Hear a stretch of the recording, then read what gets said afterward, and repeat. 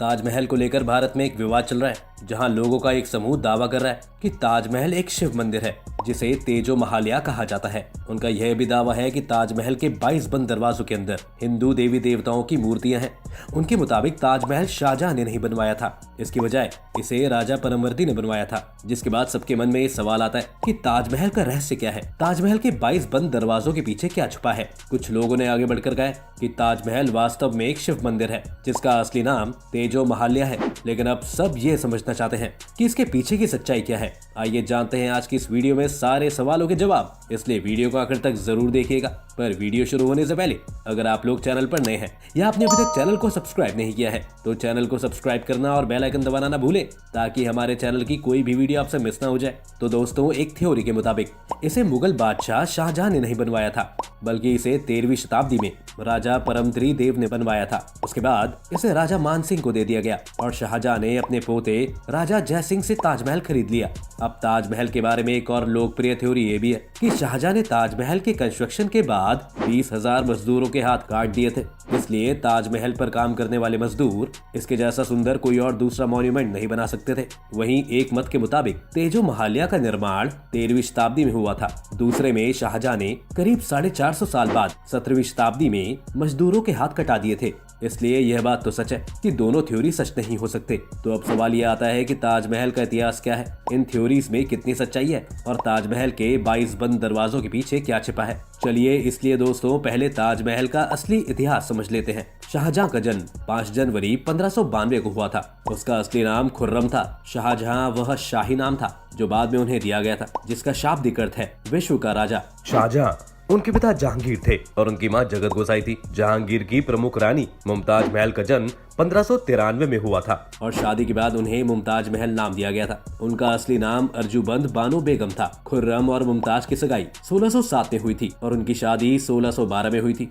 शाहजहां की दूसरी पत्नियां भी थी, लेकिन दरबारी इतिहासकारों के अनुसार यह विवाह राजनीतिक गठजोड़ पर आधारित थे। विभिन्न हिस्टोरिकल अकाउंट्स में बताते हैं कि शाहजहां के अपनी दूसरी पत्नी के साथ संबंध केवल नाम के विवाह थे, वे केवल राजनीतिक गठजोड़ बनाए रखने के लिए थे। मुमताज के लिए शाहजहां का स्नेह और प्रेम उसकी दूसरी पत्नियों से कहीं ज्यादा था। कहा जाता है कि उनका महल खास शुद्ध सोने और कीमती पत्थरों से सजाया गया था। हिस्टोरिकल रिकॉर्ड्स के मुताबिक मुमताज ने एडमिनिस्ट्रेशन में भी काफी दिलचस्पी दिखाई थी, इसलिए जब शाहजहां डिप्लोमेटिक बातचीत या युद्ध के लिए जाता था तो मुमताज हमेशा उसके साथ जाती थी। शाहजहां का अपनी दूसरी सभी पत्नियों के साथ एक ही बच्चा था, लेकिन मुमताज महल के साथ उसके 14 बच्चे थे, जिसमें से आधे बच्चों की डिलीवरी के दौरान मौत हो गई। लेकिन यह बात बहुत ज्यादा सामान्य हुआ करती थी। दुर्भाग्य से मुमताज की मृत्यु उनके 14वें बच्चे को जन्म देते समय हो गई। यह 17 जून 1631 को हुआ था। मृत्यु का कारण पोस्टमार्टम हेमोग्रेज, रक्त की हानि कहा जाता है। उसकी मृत्यु के बाद शाहजहां गहरे शौक में चला गया। वह शौक से व्याकुल हो उठा और वह कई दिनों और हफ्तों तक रोता रहा और कहा जाता है कि वह अपनी पत्नी की मृत्यु के शोक में 1 वर्ष से अलगाव में था। जब वे फिर दुनिया के सामने आया तो कहा जाता है कि उनके बाल सफेद हो गए हैं, उसकी पीठ झुकी हुई थी और उसके चेहरे पर निराशा झलक रही थी। इस्लामिक धर्म शास्त्रों में यह माना जाता है कि मृतक का शरीर मिट्टी में बदल जाता है, लेकिन आत्मा कब्र में रहती है। बाद में जजमेंट डे पर आत्माएं निर्माता के पास वापस आ जाएंगी, जब यह तय किया जाएगा कि आत्मा स्वर्ग जाएगी या नर्क। इसलिए कब्र को आत्मा के अंतिम विश्राम स्थल के रूप में जाना जाता है। शाहजहां का मानना था कि मुमताज महल का फाइनल रेस्टिंग प्लेस भव्य अद्वितीय होना चाहिए। जब उन्होंने ताजमहल बनाने का फैसला किया तो चीफ आर्किटेक्ट उस्ताद अहमद लाहौरी थे, जिन्हें नादिर ए असर the wonder of the age की उपाधि भी दी गई थी। सफेद संगमरमर के पैनल पर सुलेख अब्दुल हक शिराजी द्वारा किया गया था। साथ ही में कंस्ट्रक्शन मटेरियल्स के ट्रांसपोर्ट के लिए 1000 से ज्यादा हाथियों का इस्तेमाल किया गया था। सफेद संगमरमर राजस्थान से, जैस्पर पंजाब से, जेड और क्रिस्टल चीन से, फिरोजा तिब्बत से, नीलम श्रीलंका से और कोरेलियन अरब से लाया गया था। ताजमहल में जो रत्न और सामग्री पाई जा सकती है वह दुनिया भर से आई थी। कुल मिलाकर ताजमहल को बनाने में 22 साल लगे थे और 22 साल तक लगभग 22,000 मजदूरों ने हर दिन इस पर काम किया था। दोस्तों, ताजमहल को लेकर विवादों का इतिहास काफी पुराना है, लेकिन आइए अपनी कहानी की शुरुआत सबसे पहले हालिया विवाद से करें। ताजा विवाद इस खबर से शुरू हुआ कि बीजेपी नेता रजनीश सिंह ने इलाहाबाद हाई कोर्ट में याचिका दायर की थी कि ताजमहल के 22 बंद दरवाजों को खोल दिया जाए और वह चाहते थे कि ASI archaeological survey of India 22 बंद कमरों की जांच के लिए एक विशेष समिति का गठन करे और जांच करेंगे कि वहां हिंदू देवताओं की मूर्ति है या नहीं। यह याचिका में कहा गया। इस याचिका में दावा किया गया था कि ताजमहल वास्तव में एक हिंदू मंदिर है जिसे तेजो महालिया कहा जाता है और यह अदालत का कर्तव्य था कि वह सूचना की स्वतंत्रता के तहत बंद दरवाजों को खोलने का निर्देश दे। लेकिन इस याचिका को कोर्ट ने खारिज कर दिया था। जजों की बेंच ने कहा कि इस तरह की याचिकाएं दायर कर जनहित याचिका प्रणाली का मजाक उड़ाया जा रहा है। जिसके बाद कोर्ट ने याचिका का आधार मांगा। क्या यहाँ किसी कानूनी या संवैधानिक अधिकारियों का उल्लंघन किया जा रहा था? अगर नहीं तो याचिका का आधार क्या था? हिस्टोरिकल रिसर्च इतिहासकारों द्वारा हैंडल किया जाता है और इसके लिए उचित पद्धति का पालन करने की आवश्यकता है। लेकिन दोस्तों, अगर आपको लगता है कि इस याचिका के खारिज होने के बाद ये राज हमेशा राज ही रहेगा तो परेशान मत होइए। हम आपको बंद दरवाजों के पीछे छिपे रहस्य के बारे में जरूर बताएंगे। दोस्तों, बात यह है कि एएसआई के सूत्रों ने इंडियन एक्सप्रेस को पहले ही बता दिया है कि ये 22 कमरे वास्तव में कमरे नहीं है। यह वास्तव में एक लंबा गलियारा है जिसके किनारे दरवाजे हैं और विचाराधीन बंद दरवाजे हमेशा बंद नहीं होते। सूत्रों के मुताबिक एएसआई के कर्मचारी हर हफ्ते या कुछ हफ्तों के लिए कॉरिडोर की सफाई करते हैं। एएसआई के एक रिटायर्ड ऑफिशियल ने कहा है कि दीवारों पर कुछ भी नहीं है। तहखाने में ऐसे कमरों का होना मुगल स्मारकों के लिए अनयूजुअल नहीं है। दिल्ली में हुमायूं का मकबरा और सफदरजंग मकबरा दोनों के तहखाने में समान भूमिगत कमरे हैं। वे एक गलियारा बनाते हैं और स्ट्रक्चरल एलिमेंट के रूप में कार्य करते हैं जिस पर स्मारक टिका होता है। एक दूसरे सेवानिवृत्त एएसआई अधिकारी ने खुलासा किया है कि क्षेत्र को बंद कर दिया गया था क्योंकि टूरिस्ट्स को देखने के लिए कुछ भी नहीं था। अगर इन्हें बेवजह खुला रखा जाए तो वहां भीड़ हो जाएगी, इसलिए मॉन्यूमेंट को प्रिजर्व करने के लिए इलाकों को बंद कर दिया गया है। आखिरकार ताजमहल एक प्रिजर्व विश्व विरासत स्थल है जहां हर दिन 1 लाख से ज्यादा विजिटर्स आते हैं। इसलिए इतने सारे लोगों के साथ लगातार गुजरते हुए वे टूट फूट से बचना चाहते थे और स्मारक की रक्षा करना चाहते थे। याचिका खारिज होने के बाद भी एएसआई के अधिकारियों के समझाने के बाद भी बहस नहीं थमी। मीडिया और सोशल मीडिया में कुछ लोगों ने बेवजह इस बहस को जारी रखा और ऐसा लग रहा था कि इन बातों पर चर्चा करके किसी को इससे फायदा हो रहा है। तो करीब 3 या 4 दिनों के बाद आर्कियोलॉजिकल सर्वे ऑफ इंडिया ने तस्वीरें जारी कर इस बहस को हमेशा के लिए खत्म करने की कोशिश की। उन्होंने बंद कमरों की तस्वीरें सार्वजनिक रूप से साझा की।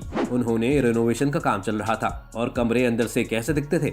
आगरा के एएसआई प्रमुख आर.के. पटेल ने इंडिया टुडे को बताया कि तस्वीरें एएसआई की वेबसाइट पर लाइव देखी जा सकती हैं और यह है कि ये उनके न्यूज़लेटर का एक हिस्सा था और कोई भी उनकी वेबसाइट पर जाकर तस्वीरें देख सकता है। इन तस्वीरों में एक बात ध्यान देने योग्य थी और वो थी हमारे मॉन्यूमेंट के प्रिजर्वेशन के लिए एएसआई के कर्मचारियों की कड़ी मेहनत। आप पहले और बाद के तस्वीरें यहाँ देख सकते हैं कि रेस्टोरेशन से पहले और बाद में क्या हो रहा है। उनके कारण ही हमारे ऐतिहासिक रत्नों को इस तरह संरक्षित रखा जा सकता है। दोस्तों, ये पहली बार नहीं था जब इस तरह के दावे किए गए हों। इससे पहले भी ऐसे ही कई कर्मचारी आए थे। जैसे कि अप्रैल 2015 में आगरा कोर्ट में 6 वकीलों द्वारा एक समान मुकदमा दायर किया गया था जिन्होंने दावा किया था कि ताजमहल वास्तव में एक शिव मंदिर था। उन्होंने अदालत से हिंदुओं को वहां पूजा करने की अनुमति देने की मांग की। अपनी दलील में वकील हरिशंकर जैन और उनके सहयोगियों ने कहा कि यह राजा परमादरी देव थे जिन्होंने 1212 ईस्वी में तेजो महालिया का निर्माण किया था और यह कि ये मंदिर बाद में 17वीं शताब्दी में राजा मान सिंह को विरासत में मिला था, जिसके बाद ये संपत्ति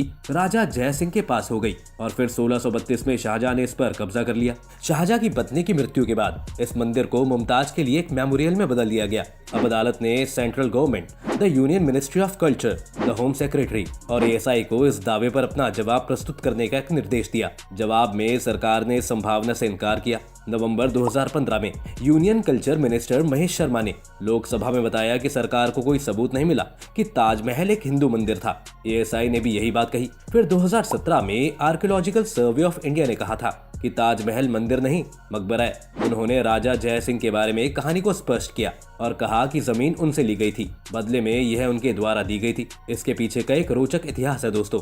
2017 में इतिहासकार राणा सफी ने इंडिया टुडे समूह के ब्लॉगिंग प्लेटफॉर्म डेली ओ प्लेटफॉर्म पर एक व्लॉग लिखा था। इसमें उन्होंने लिखा है कि मुगल इतिहास का रिकॉर्ड रखने में बहुत रुचि रखते थे। कई मुगल बादशाहों ने आत्मकथाएं लिखी जो उन्होंने पत्र पत्रिकाओं में लिखी, जैसे जहांगीर द्वारा लिखित जहांगीरनामा। इसके अलावा उनके पास दरबारी इतिहासकारों द्वारा लिखित ऑफिशियल इतिहास भी था। उदाहरण के लिए अकबर के शासनकाल के दौरान अबुल फजल ने इतिहास का रिकॉर्ड रखा था। इनके अलावा युग के दूसरे लोगों द्वारा लिखे गए इतिहास के दूसरे खाते भी थे और इन्हें कंटेम्परेरी अकाउंट्स के रूप में जाना जाता है। राजा जयसिंह के शाहजहां के साथ फ्रेंडली रिलेशंस थे। हमें पता चलता है कि जिस इलाके में ताजमहल बना है वहाँ राजा जयसिंह रहा करते थे। उन स्थानों को कई स्त्रोतों में हवेली, खाना और मंजिल के रूप में रेफर किया गया है। अलग अलग स्रोत अलग अलग शब्दों का इस्तेमाल करते हैं, लेकिन इन शब्दों का इस्तेमाल घर के लिए किया जाता था, छोटा हो या बड़ा। राजा जयसिंह का घर था। राजा जयसिंह प्रस्ताव में महारानी के लिए मकबरा बनाने के लिए अपनी जमीन मुफ्त में दान करना चाहते थे। इतिहासकार ईरा मुख्तोए हमें बताती है कि ऐसा इसलिए है क्योंकि अकबर के अमेर की हरका बाई से शादी के बाद जयपुर के राजघरानों के मुगलों से घनिष्ठ संबंध थे। बॉलीवुड फिल्में हमें विश्वास दिलाएंगी कि अकबर की पत्नी का नाम जोधाबाई था, जैसा चित्र में दिखाया गया है। जोधा अकबर एक अच्छी फिल्म है, लेकिन इस उदाहरण में ऐतिहासिक रूप से गलत है। जोधाबाई का शाब्दिक अर्थ है जोधपुर की महिला, लेकिन यह जहांगीर ही था जिसने जोधपुर के शासक राजा उदय सिंह की पुत्री से विवाह किया था। उनकी बेटी जगत गोसाई थी, वह शाहजहां की मां थी। उस समय एक ब्रिटिश ईस्ट इंडिया कंपनी के अधिकारी लेफ्टिनेंट कर्नल जेम्स टॉड ने एक पुस्तक annuls and activities of Rajasthan लिखी थी। उस किताब में उन्होंने गलती से हरकाबाई की जगह जोधाबाई का जिक्र कर दिया था, इसलिए लोगों में ये भ्रम है कि जोधाबाई अकबर की पत्नी थी। अकबर की पत्नी हरकाबाई थी, वह राजा मान सिंह की बुआ थी और राजा मान सिंह अकबर के विश्वस्त सेनापति थे। शाहजहां अकबर का पोता था और राजा जय सिंह राजा मान सिंह का पोता था। अब आप समझ सकते हैं कि दोनों के इतने करीबी रिश्ते क्यों थे, राजा जय सिंह और शाहजहां। यही कारण है कि राजा जय सिंह ने अपनी जमीन मुफ्त में देने की पेशकश की। वो इसे शाहजहां को दान करना चाहते थे ताकि शाहजहां मुमताज के लिए एक मकबरा बनवा सके, लेकिन उनके प्रस्ताव के बावजूद शाहजहां ने मुफ्त में जमीन की पेशकश को स्वीकार नहीं किया। बदले में शाहजहां ने राजा जय सिंह को 4 महल दिए। यह लेन देन आधिकारिक कागजात में भी दर्ज किया गया है और यह 28 दिसंबर 1633 को हुआ था। यह रिकॉर्ड अब आप जयपुर के सिटी प्लेस में देख सकते हैं। लेकिन ये झूठ किसने फैलाया? उस राजा जय सिंह का वहाँ एक मंदिर था जिसे शाहजहां ने जबरदस्ती छीन लिया था। शिव मंदिर तेजो महाल्या का अस्तित्व किसी भी प्रमाण द्वारा समर्थित नहीं है, लेकिन झूठ कहीं से आया होगा जो अब हर जगह दोहराया जा रहा है। इसका जवाब दोस्तों एक शख्स है, पुरुषोत्तम नागेश ओक, जिन्हें पीएन बलूत कहा जाता है। वह एक व्यक्ति थे जो तेजो महाल्या के दावे के साथ सामने आए थे। दिलचस्प बात यह है कि वह इतिहासकार नहीं थे, वे इतिहास प्रेमी थे और उन्हें इतिहास लिखने में भी आनंद आता था। लेकिन वह इतिहासकार नहीं था क्योंकि उसने इतिहास का अपना संस्करण बनाया था। उन्होंने इतिहास को फिर से लिखा। मित्रों, इतिहासकारों की कार्य प्रणाली व्यापक और थका देने वाली होती है। एक इतिहासकार को पुराने अखबारों और पत्रिकाओं, डायरी प्रविष्टियों, पत्रों, पेंटिंग, दरबारी इतिहासकारों के ऐतिहासिक वृत्तांतों, समकालीन इतिहासकारों के वृत्तांतों, यात्रियों के वृत्तांतों, कार्बन डेटिंग को देखना होता है और फिर उन्हें यह समझने के लिए उनका विश्लेषण करना होता है कि वापस क्या हुआ होगा। तब जब वे इसे समझ जाते हैं तो उन्हें इसे लिखना होता है। अगर जिन विभिन्न स्रोतों पर वे भरोसा करते हैं उनका हवाला देते हुए एक खाता बनाना होता है। फिर अन्य इतिहासकारों द्वारा उनके लेखन की सहकर्मी समीक्षा की जाती है, यह जांचने के लिए कि इतिहासकार द्वारा लिखा गया खाता कितना सही है। लेकिन पीएनओके की कार्य प्रणाली इससे काफी अलग थी। उन्होंने जिस पद्धति का इस्तेमाल किया वह कुछ इस तरह काम करती थी। क्योंकि वेटिकन शब्द संस्कृत शब्द वाटिका के समान लगता है, इसलिए उन्होंने लिखा है कि यह संभव है कि वेटिकन कभी एक हिंदू मंदिर रहा होगा। वह संभवित पर नहीं रुके, उन्होंने इसे ऐसा लिखा जैसे कि यह सच हो। वेस्टमिंस्टर एब्बे भी एक हिंदू मंदिर था और मैं मजाक नहीं कर रहा हूँ दोस्तों। ये थी पीएनओके अपने पैम्फलेट में। अगर आपको लगता है कि ये सुनने में अजीब लग रहा है तो उन्होंने इससे कहीं ज्यादा अजीब चीजें लिखी थी। उन्होंने ईसाई धर्म पर एक पैम्फलेट लिखा था। उन्होंने कहा कि ईसाई धर्म वास्तव में कृष्ण नीति है, हिंदू देवता कृष्ण विचारधारा। उनके अनुसार ईसा मसीह ने 13 से 30 वर्ष की आयु के बीच भारत का दौरा किया था और उन्होंने यहाँ कृष्ण की विचारधाराओं को सीखा था और इसलिए ईसाई धर्म की संपूर्णता हिंदू धर्म से प्रेरित है। इतना ही नहीं, उन्होंने यह भी दावा किया कि इस्लाम और यहूदी धर्म भी हिंदू धर्म से आए हैं। कैसे? क्योंकि अब्राहम ब्रह्मा की तरह लगता है। अब्राहम की पत्नी सारा शायद सरस्वती थी। मूसा हमेश उर्फ शिवा होगा। वास्तव में उनके अनुसार पूरी दुनिया पर एक प्राचीन हिंदू साम्राज्य का शासन था। ताजमहल के विषय पर वापस आते हुए, यह पीएनओके जिसने ताजमहल के बारे में षड्यंत्र सिद्धांत का प्रतिपादन किया, उनकी राय में मुगलों ने कोई स्मारक नहीं बनाया। प्रारंभ में पीएनओके ने कहा कि ताजमहल प्राचीन हिंदू धर्म का एक प्राचीन चमत्कार है जिसे प्राचीन काल में बनाया गया था। इतिहासकारों ने यह कहकर इसका खंडन किया है कि 4वीं शताब्दी से पहले की इमारतें केवल चट्टानों को टकराकर बनाई गई हैं, कोई अन्य इमारतें नहीं बची हैं। इसलिए यह संभव नहीं हो सका। ताजमहल वास्तव में 1600 के दशक में बनाया गया था। इसके बाद ओके ने अपने दावों में संशोधन किया। तब उन्होंने कहा कि इसे सन 1155 में राजा परमदरवी देव ने बनाया था, राजा देव के मुख्यमंत्री द्वारा। जब इतिहास घर के इतने करीब होता है तब उसे संशोधित होने में देर नहीं लगती। 1889 में उन्होंने ताजमहल द ट्रू स्टोरी शीर्षक से एक और पैम्फलेट लिखा। अपने ही पैम्फलेट के आधार पर उन्होंने 2000 में कोर्ट में एक जनहित याचिका दायर कर कहा कि हमें इसके पीछे की सच्चाई जानने की जरूरत है। दिलचस्प बात यह है कि अदालत में उन्होंने यह भी उल्लेख किया था कि शाहजहां ने राजा जय सिंह के महल का अधिग्रहण किया था, इसलिए उन्होंने वास्तविक इतिहास से एक पंक्ति ली और शेष भाग उनके द्वारा एक सक्रिय कल्पना के साथ गढ़ा गया। ईमानदार होने के लिए पीएनओ के एक शानदार फिक्शन लेख हो सकते थे, लेकिन किसी कारणवश उन्होंने स्वयंभू इतिहासकार बनना चुना। सुप्रीम कोर्ट ने उनकी याचिका को ये कहते हुए खारिज कर दिया था कि यह एक गलत धारणा है। सुप्रीम कोर्ट ने उनका मजाक उड़ाते हुए कहा था कि ऐसा लगता है कि उन्हें मधुमक्खी ने काट लिया है और इस प्रकार हम 2010 तक पहुंचते हैं। व्हाट्सएप ने कृष्ण प्राप्त करना शुरू कर दिया। व्हाट्सएप विश्वविद्यालय शुरू हुआ और पीएन की काल्पनिक कहानियां ओके व्हाट्सएप यूनिवर्सिटी के सिद्धांतों में बदलो। जब इन काल्पनिक कहानियों को बार बार फॉरवर्ड किया जाता है और लोगों तक पहुंचाया जाता है, लोग उन्हें सच्चा लेखा जोखा मान लेते हैं और फिर हमारी अदालतों में नई नई याचिकाएं डाली जाती हैं और फिर हमारी अदालतों को ऐसे बेकार याचिकाओं पर अपना समय बर्बाद करना पड़ता है। दिलचस्प बात यह है कि व्हाट्सएप में इतनी बार फॉरवर्ड किए जाने के बाद पीएनओके ने साल 1155 की बात की थी, लेकिन कोर्ट में दायर ताजा याचिका में याचिकाकर्ता ने दावा किया है कि इसे साल 1212 में बनाया गया था। लेकिन इससे क्या फर्क पड़ता है? ये नकली सिद्धांत अब टीवी पर लंबी बहस का विषय बन गए हैं और फिर टीवी पर लोग इस तरह डिबेट करते हैं जैसे ये कोई बहुत बड़ा रहस्य हो, जैसे कि हम नहीं जानते कि सच्चाई क्या है, जब पूरा सच बार बार दोहराया गया हो। शाहजहां के बारे में एक और प्रसिद्ध दावा है और वो ये है कि ताजमहल बनने के बाद शाहजहां ने मजदूरों के हाथ कटा दिए थे ताकि वे ताजमहल जैसा कोई दूसरा स्मारक ना बना सके। हमारे केंद्र कृषि मंत्री नरेंद्र सिंह तोमर ने पिछले साल एक दावे को दोहराते हुए कहा था कि ताजमहल आगरा में बनाया गया था और इसे बनाने वाले मजदूरों के हाथ काट दिए गए थे, लेकिन विश्वनाथ कॉरिडोर पर काम करने वाले श्रमिकों का फूल बरसाकर स्वागत किया जाएगा। इस देश में पीएम नरेंद्र मोदी द्वारा एक नई परंपरा शुरू की गई थी। अगर आप इस दावे के बारे में तार्किक रूप से सोचने की कोशिश करेंगे तो आपको आश्चर्य होगा कि ये कैसे संभव हो सकता था। ताजमहल बनाने वाले 20,000 मजदूरों के हाथ उसी दिन काट दिए गए थे। यदि नहीं तो क्या उन्हें एक एक करके आने के लिए कहा गया था? आप अगले व्यक्ति हैं जो आपके हाथ काट देंगे और सभी कतार में खड़े होकर अपनी बारी का इंतजार कर रहे थे। एक दिन में 20,000 लोगों के हाथ काटना संभव नहीं था, इसलिए उनके पास मजदूरों के नामों की एक सूची थी जिनके हाथ उस दिन काटे जाने थे और फिर वो उन लोगों को वापस कर देते थे जिनके हाथ उस दिन काटे जाने थे। एक और दिन के लिए उन्हें स्केड्यूल का पालन करने के लिए कहें।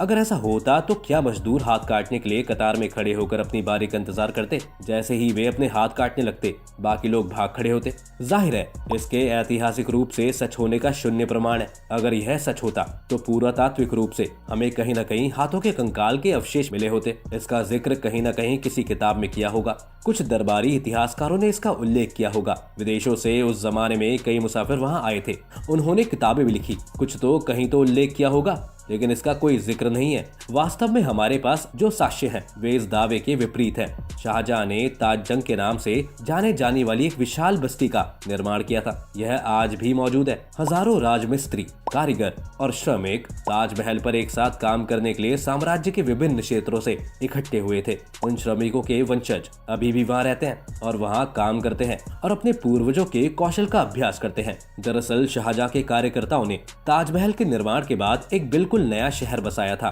इसका नाम शाहजहानाबाद रखा गया। बाद में इसका नाम दिल्ली रखा गया। तो इसे तार्किक रूप से सोचें, ताजमहल, लाल किला, जामा मस्जिद एक ही समय के आसपास बनाए गए थे। अगर मजदूरों के हाथ काट दिए जाते तो साम्राज्य इतना बड़ा स्मारक कैसे बना सकता था? शाहजहां के काल को मुगल स्थापित काल का स्वर्ण काल माना जाता है। यह तभी संभव हो सका जब शाहजहां अपने कार्यकर्ताओं का सम्मान करता था। आज कई लोगों के लिए ताजमहल प्यार की निशानी है। शकील जैसे कवियों ने इसके बारे में लिखा है। एक बादशाह ने शानदार ताजमहल बनवाया और दुनिया को प्यार का प्रतीक दिया। दूसरी ओर साहिर लुधियानवी जैसे दिग्गज कवियों ने लिखा था, एक बादशाह ने गरीबों के स्नेह का उपहास उड़ाने के लिए धन का प्रदर्शन किया। कविता के संस्करण के बावजूद जो सच है, आज इस बात से इनकार नहीं किया जा सकता है कि ताजमहल एक वास्तुशिल्प चमत्कार है। यह दुनिया के आधिकारिक 7 अजूबों में से एक है और यूनेस्को में विश्व धरोहर स्थल है। भारत के सबसे लोकप्रिय पर्यटक आकर्षणों में से एक। दुनिया भर से लोग इसे देखने आते हैं। इस पर गर्व न करने का कोई कारण नहीं है। यह हर तरह से भारत का रत्न है।